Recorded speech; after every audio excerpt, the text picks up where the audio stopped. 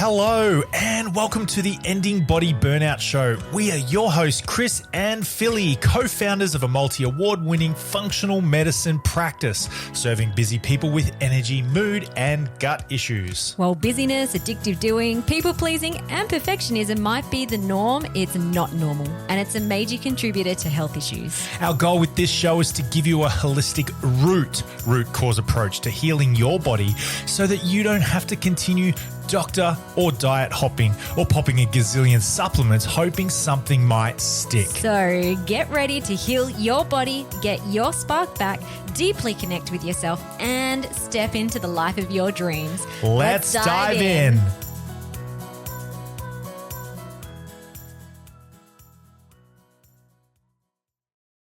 G'day guys and welcome to this episode of the Ending Body Burnout Show. Philly and I are going to have a conversation with you, and maybe we'll have a conversation together as well, about something it's quite popular in our world in the natural medicine. I don't know if popular is the right word to say. Maybe not popular, it's but made the headlines. It's Let's made say headlines. that. This is a controversial one, and there's a little bit of confusion, controversy and confusion, especially in our client circles and our professional circles as well. In our industry. And our industry head, you know, the governing body, if you will. Yep. So anyway, we're going to have a conversation today about Vitamin B toxicity. Should you be concerned? yeah. All right, shall we dive in? Let's dive in. So I remember back when I started studying clinical nutrition and later on functional medicine. Functional nutrition. What did you do? It's the same thing. When I first started studying, they talked about the Hippocrates Oath, which is first do no harm. The Hippocratic Oath, yep. Yeah. And essentially all the students took this oath, or, we had to do assignments around it. So by doing the assignments, we had a good understanding around what it meant by first do no harm when it comes to healing and health and natural medicine. And apparently even some medical schools also look into this topic as well, which is really cool. So we all have... I even feel like sometimes we'll have clients or people talking to us who might be all into the natural medicine. They poo-poo the medical system. But honestly, even GPs, medical specialists, I really don't think that there are many people who would get into the healing world without having the best interest of the patient in their mind, from an intention point of view. So this is what the Hippocratic Oath is, first do no harm. So we always want to make sure that whatever we prescribe to our people, and by when I'm talking about I'm talking just collectively, healers, practitioners, doctors in general, even like psychologists, first do no harm. So I'm mentioning this oath at the start of this topic because, as Chris said, it is quite controversial. It's made the headline in the news kind of in the last 6 months, actually. I think it first started popping up earlier this year around vitamin B toxicity. I think it was the ABC, the 7:30 report or something. And then from there's been a lot of more media around it, as well as a lawsuit trying to basically sue a retail company that sells vitamin B6 in high amounts. So it's let's just say if this is the first time you've heard of it, listening to this episode, I'm curious where you are. You're probably just someone who doesn't listen to the news, which is actually really healthy for your mental health as well. But again, in the day and age of cookies and curated content, some of this stuff just might not have popped up into your awareness field, into your feed, just because it just isn't important to the advertisers to have you be advertised all this stuff. So people listening to our podcast might not know about this. Yeah. Yeah. Yeah. And so we want to dig into this topic. It is a serious condition. We don't want to poo-poo. It's there's no such thing as vitamin B6 toxicity, and it's totally safe to take supplements. It's actually there are people, and this is why it's got a lot of media attention, because there are people coming forth that have had some significant impacts with using vitamin B6 at high amounts for too long, and it's damaged their nerves. So it is a real condition, but we also want to cut through the fear-mongering headlines about B6 toxicity to give you a balanced, a science-based or backed truth of for you if you're someone who is on a healing journey who might be taking supplements. And we're always big on cutting through the fear, because more fear is only ever going to be harmful. So if you have come across the vitamin B6 toxicity controversy, then you might be someone who is too scared to take anything, to whether it's vitamin B6 or something else, because it's like, oh my gosh, is this going to make me even more sicker? Or you might be someone who is like, well, I'm taking this, like, is this okay? And so wherever you are, we hope at the end of this episode there's actually going to be a lot less fear around this, and just some really good understanding, awareness, and different ways that you can approach your healing journey in a safe way. Okay. So first of all, we'll just dig into vitamin B6 first of all, because it's a really, really important nutrient in the body. Yeah, what is it? Yeah. Like, tell me what it is. Tell you. Okay. So as are all nutrients in our body, B6 is essential. So some of the body systems that I think about that are really supported by vitamin B6 is your nervous system, your neurotransmitters, so that's your brain, and your energy metabolism. So if you think about it in the scope of body burnout, energy, mood, gut issues, people are often in fight, flight, freeze, dopamine levels are depleted, they're in adrenal fatigue. Vitamin B6 is really important for all of these body systems that often get burnt out when you have been under a lot of chronic stress. So it's really important.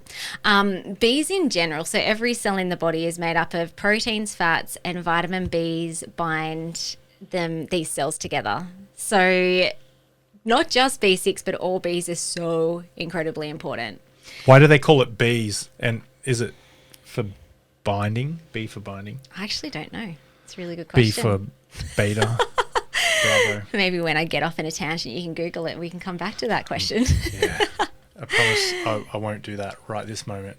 I mean, like, essentially there's vitamin A, B, C, D, E, F. I don't think that they stand for anything in particular. It's just essential vitamins. So common deficiencies, if you're someone who is low in vitamin B6, then you might find that some of these body systems aren't functioning very well. And symptomatically, that often shows up as fatigue, brain fog, nerve issues, mood changes, depression, anxiety, sleep issues, hormonal imbalances. I've seen clinically people's symptoms improve dramatically when they have used vitamin B6 based on because of lab testing. So we knew that they were low in it. I remember one lady had, I don't know, it was probably like 40 years of insomnia, 40 years of not being able to sleep. And she also had anxiety, and not that a nutrient, a supplement is going to be the magic bullet that solves everything. But for her, it made a significant improvement. Like literally within a week, she was sleeping better. Her mood was improving. So again, don't be scared of using it if you need it, but also test to make sure that you do need it. And we'll get into that very shortly. Yeah. Like, because the person on the news, it was self-diagnosing, self-supplementing, based on advertising. Yeah, was the big thing that happened. We'll go into that in a second. But stay tuned. We'll go into that very soon. Okay, so vitamin B6, as I said before, it's super important for people who are healing from body burnout and chronic stress if it's needed. I don't know. I'm thinking about our clients, and not just our current clients, but in the decade long of doing this functional medicine work and lab testing, 95% of people are deficient in it. You know what? I can't even think of a lab test where I have said to a client, wow, your vitamin B6 levels are amazing. They're almost always depleted. And that's because chronic stress, burns through vitamin B6 and other Bs and vitamins and minerals. So many people do need more of it, and often many people need higher amounts than the healthy, balanced population. So I mentioned that because in the news as well, it's like, well, like the RDI, so the recommended dietary intake of vitamin B6 is only 2 milligrams. So you should be able to get that from food. Now you would, like if you have a varied diet, you'd be getting 2 milligrams of vitamin B6 from your food. But if you're someone who's really deficient, and this is a question that a lot of clients have when we do lab testing and we look at nutritional deficiencies, they're like, oh, am I not eating enough of the foods? I'm like, you're eating enough. It's just that there's all these other reasons why you're burning through that nutrient. So 2 milligrams is teeny tiny. Sometimes you might find 2 milligrams of vitamin B6 in, say, a multivitamin, but when we're using it in therapeutic levels because there's a deficiency there that's also affecting the brain's ability to produce neurotransmitters and your nervous system to function properly and your mitochondria to produce energy, 2 milligrams is not going to move the needle at all. So anyway, the bottom line of this first section of our episode is that vitamin B6 and therapeutic dosages definitely has a place in nutritional therapy, and it can actually change lives. Okay. So let's look at like what's the real story behind the headline. So if we're kind of just like cutting through the fear, really like, I mean, the goal of a news reporter when they have something controversial or something kind of fear-based or scary or it's like alarming is how can I make this go viral? How can I sell more content? How can I get more ads? And more like clicks. Yeah, and the benefit of this, like I'm not poo-pooing that this has come to the surface because actually the more people that are aware of this, the better. Because, so here's the thing, interestingly, vitamin B6 toxicity shows up as very similar symptoms to having a vitamin B6 deficiency. So a toxicity might show up as fatigue, mood imbalances, but the most concerning one is nerve damage. And this is the one that has made the headlines. So nerve damage from a symptomatic point of view could show up as tingling, burning, numbness, muscle weakness, almost like, you know, you're walking and it's just like, oh, gee, I feel like my whole body is lead. And this is concerning because if someone is taking a lot of vitamin B6 and they develop a toxicity over time, most of the time you can stop that supplement and these symptoms just disappear. But if it's been chronic use, then sometimes, and this is where the lawsuits are coming out, is it can cause long-term damage. So there are some people, and this is where my heart goes out to those who are experiencing B6 toxicity and it hasn't alleviated just from stopping the supplement, is that like their symptoms remain because the nerves have become damaged. Now in terms of how common is toxicity, it's actually really rare. It's actually extremely rare according to industry data. So for every 500,000 people who take vitamin B6, there is a 1 in 500,000 reaction rate. So it is quite rare. I mean, it still can happen, so you want to be aware. So it's not as scary as a COVID vaccine. Yes. Do we need to edit that bit out? No, we'll keep it. No way. So Pfizer, see you later, buddy. Yeah. Okay, so this is 1 in 500,000. And most cases involve very high dosages. So taking over 100, like even over 200 milligrams a day of vitamin B6. And here's the little kicker, is most of these cases we're taking the inactive form of vitamin B6. Now I'm going to talk about that more in a moment because that's really important. And most of these cases we're also taking it long-term without supervision. As in they go to Woolies, buy a packet based on the advertising and the words on the bottle. Yes, exactly. And this is why I mentioned the lawsuit. look, I mean, if you just do a Google, it's on Blackmores. So I'm not being what's that word? Defaming around that.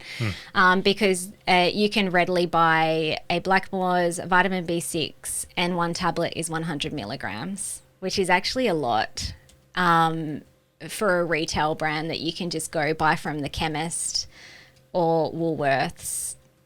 And I don't know, it's like $16 or something per bottle. So it's like cheap too. So people are like, yeah, okay, well, I have all these symptoms. I've Googled it. I think I have a vitamin B6 deficiency. Okay, I'll take this stuff. So this is why, I mean, you've heard us, for those who have listened to our podcast a lot, test, don't guess. That's like one of our mottos when it comes to ending your body burnout is test, not guess. So this approach will prevent these issues happening full stop.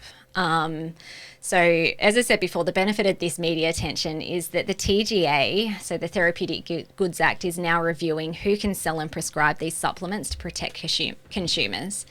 Because self-dosing at 100 milligrams, 200 milligrams a day of an inactive form is actually unsafe if you don't know if you actually need it. And it's not just B6. Like, I think this is bringing up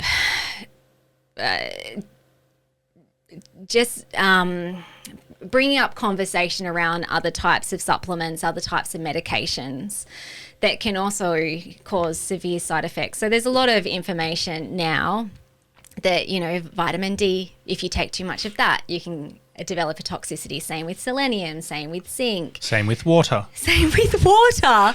And there's also a whole heap of pharmaceutical medication as well that can cause severe side effects. So I don't think we should demonize vitamin B6, but currently this is the thing that's in the news at the moment. And really it's just opening up an opportunity for us to have a conversation today around, like, how can we do this safely? How can we do this healing thing safely? If we get an email or two, or a flurry of emails from clients and community people in our circle saying things like, you're probably aware of this, or you're probably across this already, and then ...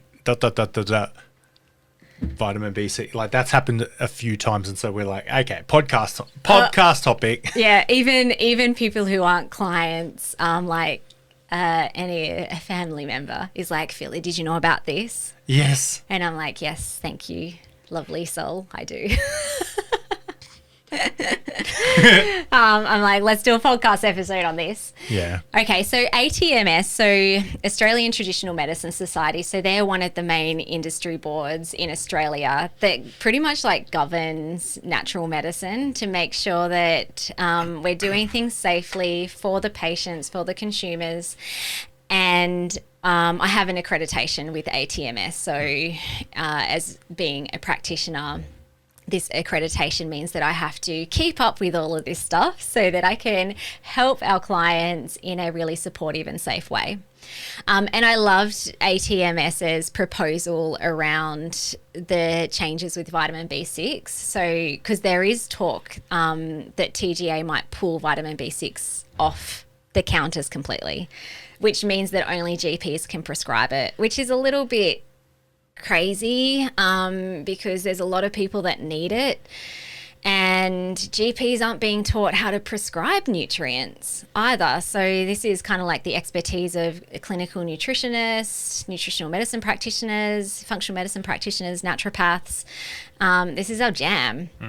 And so ATMS have put forward a proposal that if vitamin B6 supplements are being sold, they must be below 50 milligrams in order for a retail company to sell it, so that if you go to a supermarket or a chemist or a health food store, you're not getting, you're not buying a supplement that's going to be in large therapeutic dosages.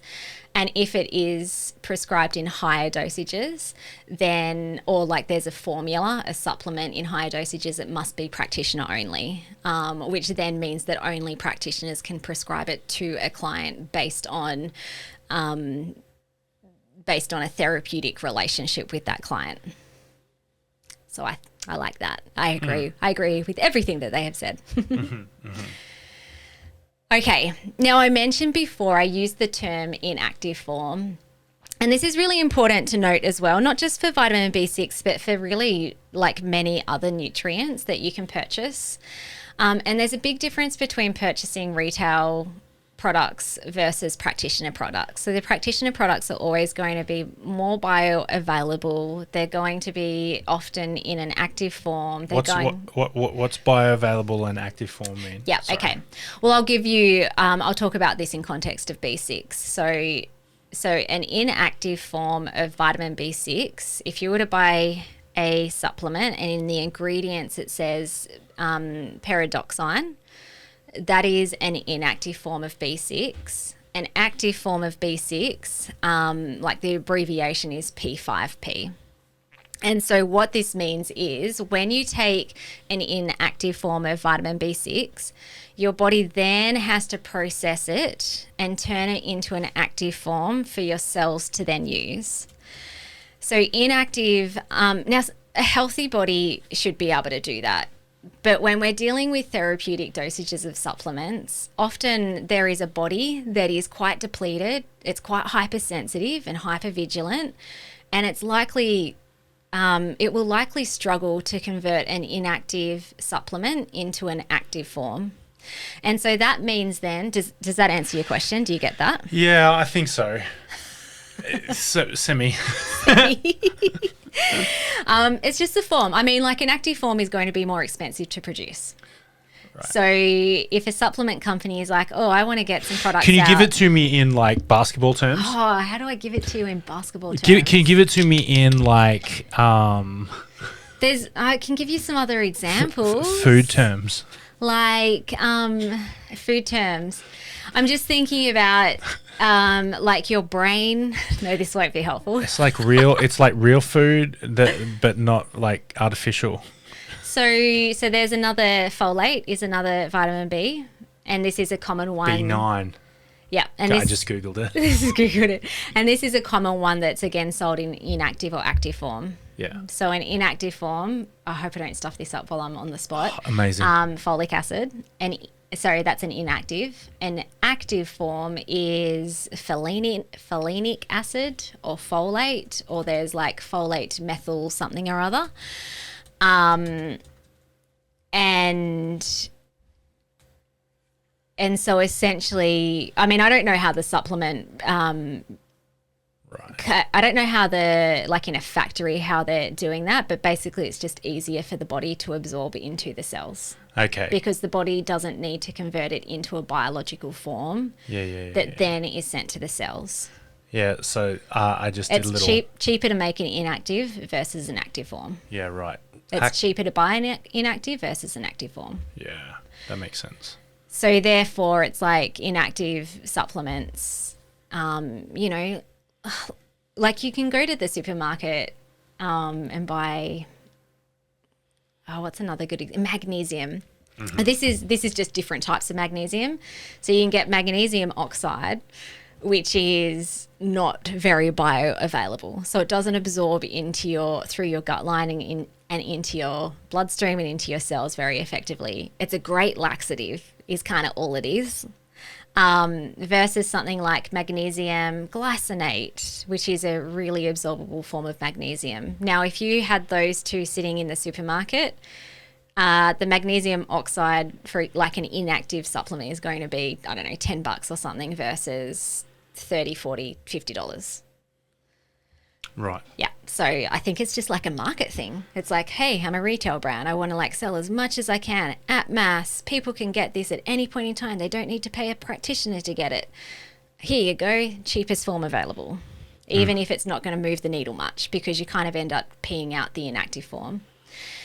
Now, why this is an issue? Why this is an issue from a therapeutic point of view? An inactive form isn't going to be as therapeutic as an active form, especially if the body isn't able to convert it into the active form to use it. So there's that saying, like, aren't supplements a waste of money? Don't you just pee them all out? It's like, yeah, you kind of do if it's inactive.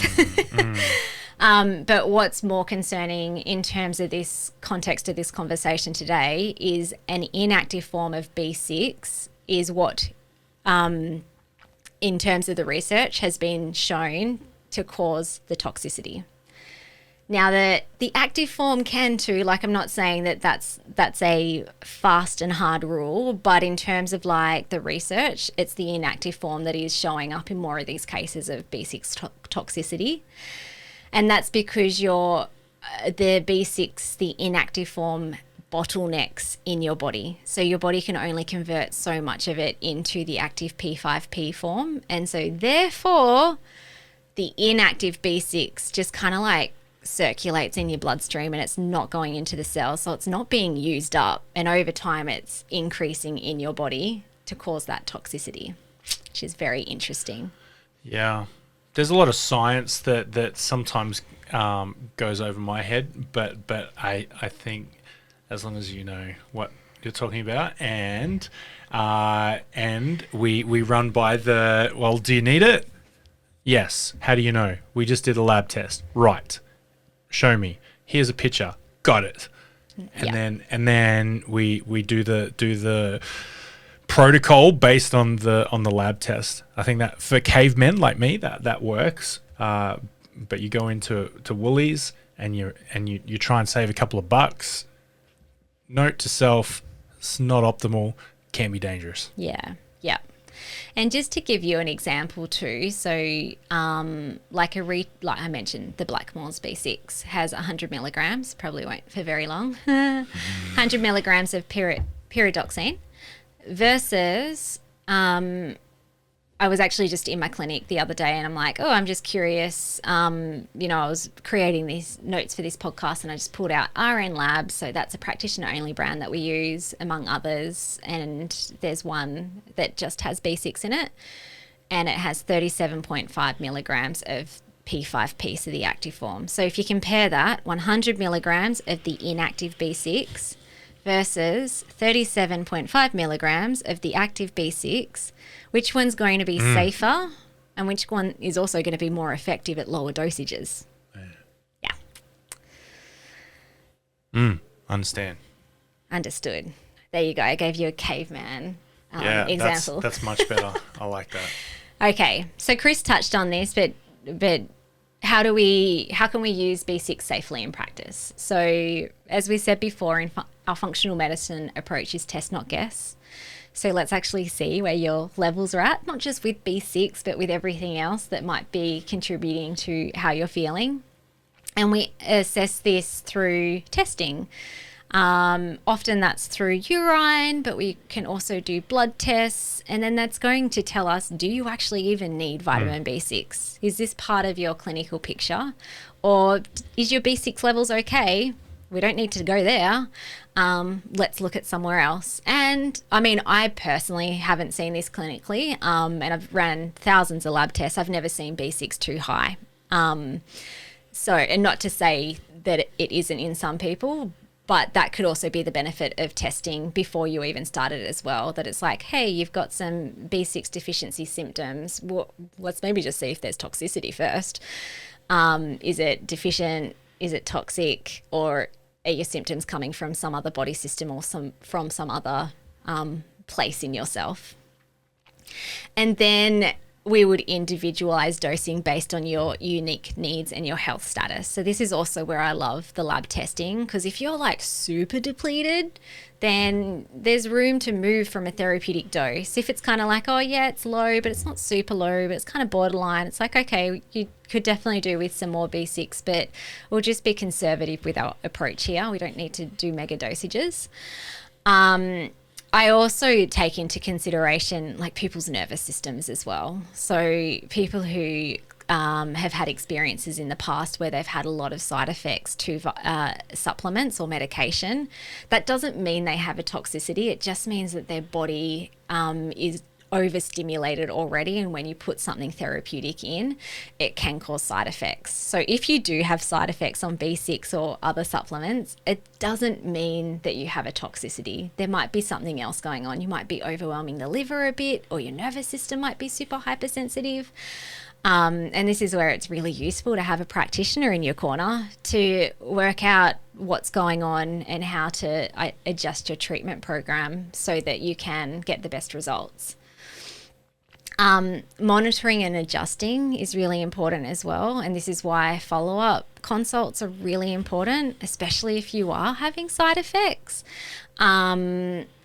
Or if you're not responding to things, then it's like, well, it's no use keeping on with that B6 for like 2 years because your bloods or your urine said.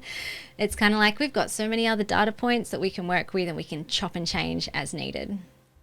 And my thought too, like when we're using therapeutic supplements from a safety and an effectivity point of view, is that supplements really should be short term. If you're on a bunch of supplements, and I was actually talking to a client recently, a new client, and she was on a lot of stuff. And I'm like, oh, okay. And she's like, oh, yeah, my doctor recommended it. I'm like, oh, okay. And she's like, yeah, she's an integrative doctor, blah, blah, blah, blah, blah. But the treatment plan hadn't been reviewed for a long time. And this isn't like, there's no pointing fingers here. It's just a story. The point of the story is, I then asked her, how long have you been on these for? And she's like, oh, gee, I can't even remember. I reckon years. You're right. And so that's always a warning signal that the benefit of what you would have received from those supplements, you would have received them already. So if you're on something for a really long time, then it's not what you need anymore. You might have got the benefit initially, but there might be deeper issues going on, both at a body systems level elsewhere, and almost always deeper root cause metaphysical issues as to why your body's burning through nutrients and body systems in the first place. So that's, I guess, just a little thing for you to think about too, if you are someone who has been on, I don't know, a supplement protocol for a really long time, and it's like, I mean, like, I think it's helping, but I don't really know. But I mean, it's also been a really long time since I've been off it. It's like, just go off it and see how you go. And if the symptoms are still there, or if they come back, then it's time to look somewhere else. Don't keep flogging the same horse over and over again if you're not getting where you want to be. Retesting can be really important as well from a toxicity point of view. So if I do feel like someone needs to continue a protocol for longer than what I would usually recommend, especially if we're dealing with nutrients that isn't ideal to take long term from a safety point of view, I'll always advise retesting first. And this would be really important for people who might be slower healing cases where we've had a bit of touch and go with sustaining a protocol. Okay. Any questions, Chris? Are you good? I think you've done a good job because I get it. Okay, cool. What about when should people not get into it? Red flags, green flags.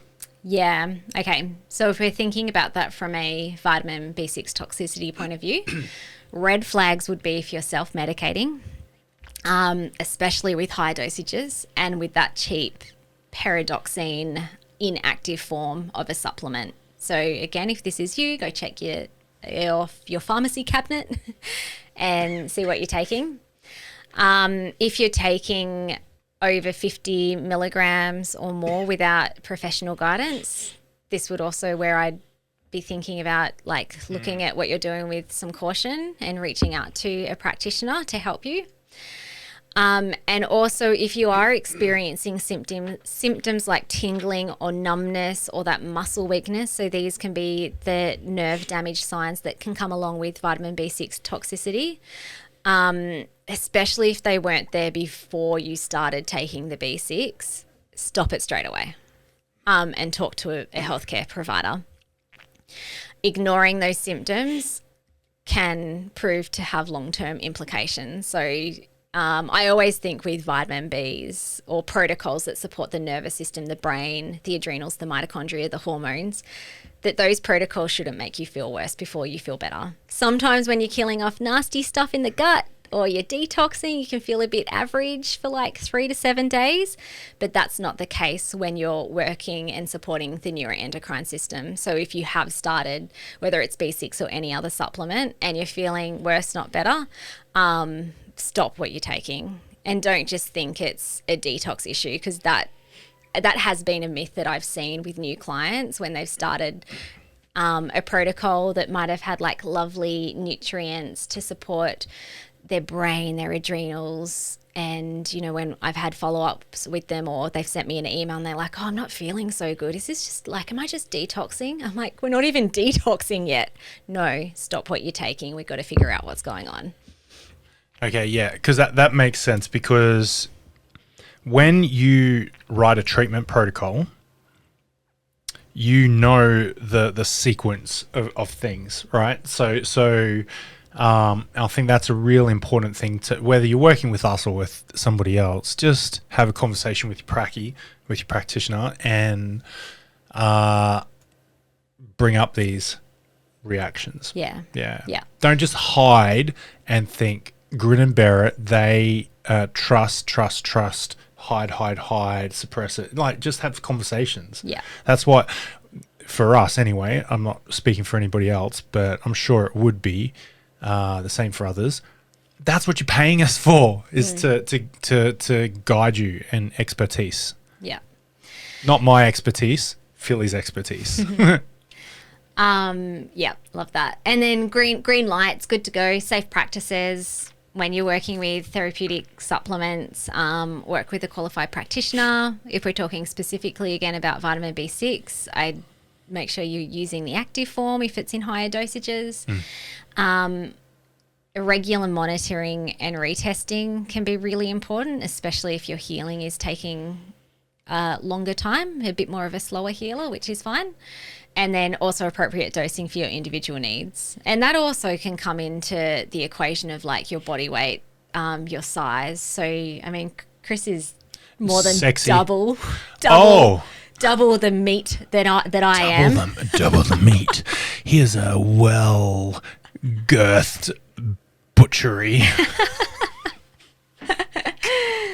Okay, awesome. So this has been fun. So I just the closing message really is that vitamin B6 isn't the villain. It can actually, as I said before, be health-changing, life-changing for those who are really deficient in it. It can help move the needle of healing. So it's not the villain, but inappropriate use without guidance is, especially when you're using poor forms of vitamin B6. So don't do that. Or if you do, we have cautioned you. And yeah, I would also just encourage continuing focusing on deeper root causes of healing with proper support. So we've focused a lot on supplements today, which is really just the tip of the iceberg when it comes to healing from body burnout. Correct. Thank you so much for listening, guys. We'll see you on the next episode. Thank you so much for listening. We so appreciate you. If you'd like to give us extra smiles, drop us a review and spread the love by sharing this episode. You can also rate your own state of burnout and the root cause contributors by taking our Ending Body Burnout Assessment on our website. And if you're interested in learning about our group or one-on-one Ending Body Burnout programs, shoot us a DM via Instagram or Facebook. Have the best day ever.